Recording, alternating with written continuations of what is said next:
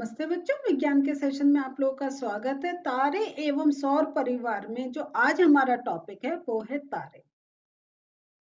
रात में देखते हैं ना क्या होता है, टिमटिमाते हैं, है या नहीं है? तो कितने सुंदर लगते हैं, है ना?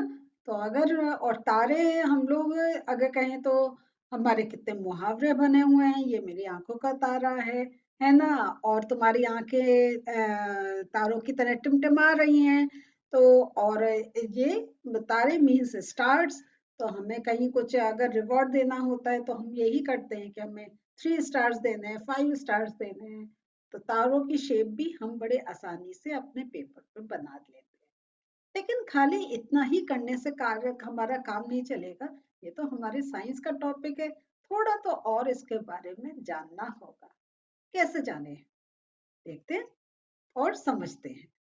तो बच्चों, ये हम लोग बहुत अच्छी तरीके से जानते हैं कि रात्रि में जब हम आकाश की तरफ देखते हैं, हमें चंद्रमा दिखाई देता है और उसके साथ साथ हमें तारे भी दिखाई देते हैं। क्या आप तारों को काउंट कर सकते हैं? कोशिश करिए कभी। इम्पॉसिबल है ना? कभी कभी जरूर खेल करा होगा कि जब आप रात में देख रहे होंगे कि चलो तारों को गिनते हैं, लेकिन हम तारे गिन नहीं सकते क्योंकि ये असंख्य हैं। हम इनकी काउंट कर ही नहीं सकते हैं। और यहाँ पे जो है, जो एक और चीज जो हम लोग पहले भी एक डिस्कस कर चुके हैं कि हमें हर तारा समान रूप से चमकता हुआ नहीं दिखाई देता है। कोई हमें बहुत अधिक चमकता दिखाई देता है, कोई कम चमकता दिखाई देता है। तो ये जो है, जो आपसे एक और प्रश्न पूछा जा रहा है कि क्या सभी तारों का रंग एक जैसा होता है? तो यहाँ देखिए, वास्तव में तारे अपना प्रकाश उत्सर्जित करते हैं। तो अभी हमने जैसे चंद्रमा का पढ़ा था, चंद्रमा सूर्य का प्रकाश जो उस पर पड़ता है उसको परावर्तित करता है, इसलिए हम उसे देख पाते हैं। लेकिन जो तारे हैं ये अपना ही प्रकाश उत्सर्जित करते हैं। और ये भी आप जानते होंगे, लेकिन अगर नहीं जानते हैं तो सरप्राइज नहीं होइएगा कि जो सूर्य भी है वो भी एक तारा ही है। लेकिन अगर हम अन्य तारों की तुलना में देखें तो ये जो तारा है ये पृथ्वी के सबसे निकटतम है, इसलिए ये हमें इतना एक कहीं इतना ब्राइट हमें देखने को मिलता है कि वो इतना ब्राइट है, उसके अंदर इतनी एनर्जी है कि हम उसको डायरेक्ट देख नहीं सकते हैं। तो सोचिए, जो हम कह रहे हैं जितने तारे हैं वो भी अगर कहें कि एक सूर्य के ही समान उनमें प्रकाश है, तो सोचिए जब हमें इतना लाइट से कलर उनका दिखाई दे रहा है तो कितनी दूर हमसे होंगे। और एक तारा जो हमारे धरती के निकटतम है, तो और उसका भी अच्छा खासा डिस्टेंस है, तो वो देखिए कि वो एक सूर्य है। तो हमारी धरती कहें तो पूरा जो लाइफ चल रही है वो उस सोलर एनर्जी की वजह से ही चल रही है, जो वो सूर्य है, या हम कहें वो जो तारा है हमारे निकटतम, उसके ही हेल्प से यह हमारी जो धरती है उस पर लाइफ चल रही है। तो तो इसलिए जो सूर्य है उसको हम कहें कि वो एक निकटतम तारा है, और निकटतम है बाकी सब तारों के कंपैरिजन में, इसलिए वो हमें इतना बड़ा देखने को मिलता है। तो आपके पास रखी फुटबॉल अथवा 100 मीटर दूरी पर रखी फुटबॉल में से कौन आपको बड़ी प्रतीत हो? तो नेचुरल जो फुटबॉल आपके बिल्कुल पास जो है वो आपको बड़ी प्रतीत होगी, जो थोड़ी दूर रखी है वो आपको छोटी प्रतीत होगी। इसका एक और एग्जांपल मैं आपको दूंगी कि आप देखते हैं, आप कार्स में जाते हैं, बसेस में जाते हैं, स्कूटर पे जाते हैं, आपको इतना बड़ा होता है कि आप अच्छे कार में 4-5 लोग बैठ जाते हैं, बस में तो और कितने लोग बैठ जाते हैं। लेकिन कभी आपने कोई बहुत ऊंची ऊंचाई से कारों को जाते देखा है, ट्रैफिक को पास होते देखा है? लगता है ना कि मकान भी जो हमें नीचे लगता है मल्टी स्टोरी हैं, 25-25 30 मंजिल की हैं, लेकिन जब हम उनकी ऊंचाई से अगर जब हम देखते हैं तो वही बिल्डिंग्स हमें क्या होता है, छोटी छोटी सी दिखाई देती है। तो जैसे जैसे डिस्टेंस इंक्रीज होता है हमें चीजें छोटी दिखाई देती हैं। तो यहाँ इसलिए है कि जो तारे हैं वो हमसे देखिए इतना दूर हैं, इतना दूर हैं कि हमें एक बिंदु के रूप में प्रतीत होते हैं। तो अब आप इसका देखिए यहाँ दे रखा है जो सूर्य है, हम कह रहे हैं वो निकटतम तारा है, लेकिन उसकी जो डिस्टेंस है वो है आपकी 15 करोड़ किलोमीटर दूर। अब आप ये सोचिए वो 15 करोड़ किलोमीटर दूर है, तब हमारे धरती पे इतना अधिक प्रकाश है और उसको हम डायरेक्ट नहीं देख सकते। तो जो और जो तारे हैं वो तो समझ लीजिए बड़े, हमारी काउंटिंग करना कि कितना वो हमसे दूर है, बहुत एक हमें बड़ी कैलकुलेशन करनी होगी। तो सूर्य के पश्चात दूसरा निकटतम तारा अल्फा सेंटरी है और इसकी जो दूरी है वो पृथ्वी से देखिए, अब आप ये जीरो काउंट कर लीजिए कितने हैं, इतनी है। तो ये देखिए कि ये जब हम इसको ऐसे जब किलोमीटर में जब हम करते हैं कितने जीरो हमें ऐड करने होते हैं और वो हमें कैलकुलेशन में डिफिकल्टी होती है।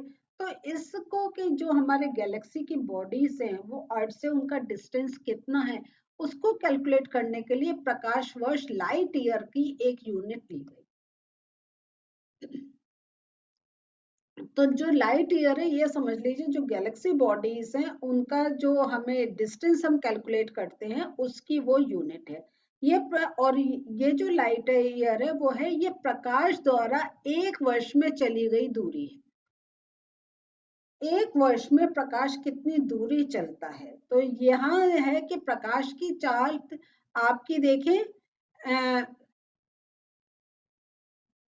3 लाख किलोमीटर प्रति सेकंड है। तो इस प्रकार सूर्य की पृथ्वी से दूरी लगभग 8 प्रकाश मिनट है और जो अल्फा सेनेटरी है उसकी 4.3 प्रकाश वर्ष दूर है।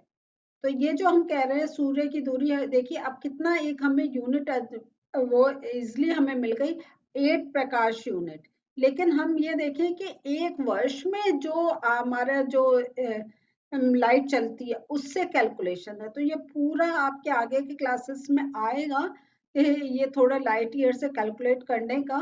लेकिन आप ये देखें कि इसलिए जो हम इतना जीरो जीरो ऐड करके वैल्यूज बड़ी नहीं करने के लिए तो हमने कॉम्पैक्ट एक बनाया कि एक ये प्रकाश द्वारा एक वर्ष में जो चली गई दूरी है उससे कैलकुलेट करा है। और देखिए अब इसका भी कितना बड़ा कैलकुलेशन हुआ होगा कि प्रकाश जो है वो आपका 3 लाख किलोमीटर प्रति सेकंड से चलता है। तो 1/10,100,000 यस 3 लाख किलोमीटर प्रति सेकंड है। तो एक सेकंड में वो 3 लाख किलोमीटर चल रहा है। तो अब आप कैलकुलेट कर लीजिए कि एक दिन में कितने सेकंड्स होते हैं, उनको इससे मल्टीप्लाई करें तब आपको प्रकाश ईयर की वैल्यू पता चलेगी। तो ये काफी बड़ा कैलकुलेशन होता है। तो यदि तारों का प्रकाश हमारे पास तक पहुंचने में वर्षों का समय लेता है तो तारों को देखते समय क्या हम अपने अतीत को देख रहे होते हैं? तो कहीं कहीं हम इसको कहते हैं हाँ।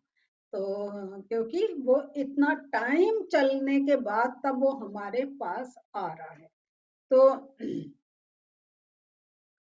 और यहाँ पे जैसे दिन में क्यों नहीं तारों को देख पाते हैं, तो इसका तो उत्तर आपको मालूम है कि दिन में तारे हम इसलिए नहीं देख पाते क्योंकि सूर्य का जो प्रकाश होता है वो इतना हमारे क्योंकि वो निकटता में इतना अधिक होता है कि उस प्रकाश में जो कम प्रकाश वाली चीजें हैं वो हम दृष्टिगोचर नहीं होती हैं। तो यहाँ पे जो और लेकिन वैसे देखें तो ये नहीं है कि वो गैलेक्सी से हट गए, वो वहां प्रेजेंट हैं, लेकिन सूर्य के प्रकाश में उनका प्रकाश थोड़ा कम पड़ जा रहा है दूरी के कारण, तो हमें नहीं देख पाते हैं। कुछ प्रमुख तारों अथवा तारों के समूह का आकाश में लगभग आप 2 घंटे अथवा अधिक समय तक प्रेक्षण कीजिए। तो क्या होता है, हम ये देखते हैं हमें कुछ उनकी स्थितियों में परिवर्तन देखने को मिलता है। तो ये जो है तारे जो है वो पूर्व से पश्चिम की ओर गति करते हुए प्रतीत होते हैं। पूर्व से पश्चिम की ओर वो क्यों है? क्योंकि जो हमारी अर्थ है वो हमारी पश्चिम से पूर्व की ओर घूमती है। तो आप इसको ऐसे समझ लीजिए, इसमें कंफ्यूज नहीं होइएगा कि जब किसी बस में जा रहे होते हैं, ठीक है, या आप किसी व्हीकल में जा रहे हैं और आप पेड़ हैं या आपकी व्हीकल्स हैं, तो क्या होता है, आप इस डायरेक्शन में जा रहे हैं और प्रतीत यह होता है कि वो जो पेड़ है, वो जो व्हीकल्स है, वो आपकी अपोजिट डायरेक्शन में जा रहे हैं, है या नहीं? जो स्थिर चीजें हैं, होता है या नहीं होता है? या हमें और ये अधिकतर जब हम ये तेज चलती हुई ट्रेन में, बस में बैठते हैं और जो पेड़ हैं वो हमें अपोजिट डायरेक्शन में देखने को मिलते हैं। तो हमें जो चीजें, जो गैलेक्सी की चीजें जो हमें पूर्व से पश्चिम की ओर जाती हुई दिखाई दे रही हैं, वो इसलिए है क्योंकि जो है हमारे जो अर्थ है उसका डायरेक्शन पश्चिम से पूर्व की ओर होता है। तो तारे पूर्व से पश्चिम की ओर गति करते हमें प्रतीत होते हैं। तो ये आप अपने घर पे भी एक एक्सपेरिमेंट कर सकते हैं कि आप गोल गोल घूमिए, फिर आपको क्या लगेगा, जो वस्तुएं हैं वो आपको अपोजिट डायरेक्शन में जाती दिखाई देंगी। तो यहाँ पे है कि यदि हमें तारे पूर्व से पश्चिम की ओर गमन करते प्रतीत होते हैं, तो इसका क्या अर्थ हुआ कि पृथ्वी जो है पश्चिम से पूर्व दिशा में उसकी घूर्णन गति होती है। तो इसलिए ये हुआ कि सूर्य पूर्व में उदय होता तथा पश्चिम में अस्त होता हमें क्यों प्रतीत होता है, क्योंकि हमारी जो अर्थ है वो इस प्रकार घूम रही है। तो यह पृथ्वी अपने अक्ष के पर पश्चिम से पूर्व दिशा में घूर्णन करने के करती है, या इस कारण हमें जो एक सूर्य अस्त दिखाई देता है वो उन पर्टिकुलर डायरेक्शंस में देखने को मिलता है। तो और दूसरा यहाँ पे आपको एक और चीज बताना चाहते हैं। ये तो हमने बताया कि तारे हमें कैसे एक पूर्व से पश्चिम की ओर जाते दिखाई देते हैं, लेकिन एक तारा है ध्रुव तारा। ये जो है, ये हमें कहीं उसका मूवमेंट नहीं दिखाई देता है, क्योंकि ये जो पृथ्वी के अक्ष की दिशा में स्थित है। तो पृथ्वी का जो तो पृथ्वी का जो अक्ष है उसके बिल्कुल डायरेक्शन में है, तो ये आपको ध्रुव तारा दिखाई दे रहा है। ये गति करता प्रतीत नहीं होता है।